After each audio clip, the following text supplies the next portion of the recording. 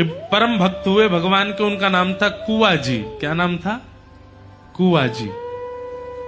उनका नाम कुआ इसलिए पड़ा, उसके पीछे भी एक कथा है।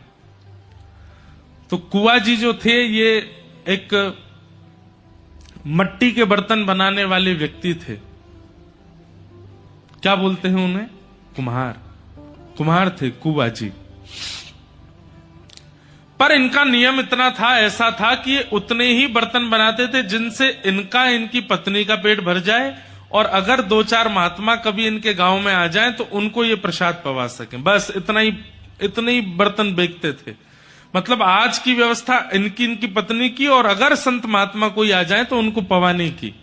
बस कल की व्यवस्था के अनुरूप आज धन संचन नहीं करते थे। भगवान के मन में आया कि कुआ जी इतने बड़े भक्त हैं, इनका यश मुझे ही करना होगा संसार में। सोच लो, ठाकुर जी के चिंतन में आ गए।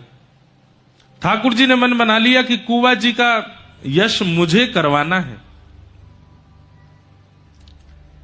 और भगवान ने एक दिन ऐसी लीला की कि कुआ जी महाराज सुबह सुबह उठ करके बर्तन बेच करके आए मिट्टी के, और उससे जो धन प्राप्त हुआ, अपने लिए, अपनी पत्नी के लिए प्रसाद सिद्ध कर लिया, 2-4 महात्माओं के लिए प्रसाद सिद्ध कर लिया।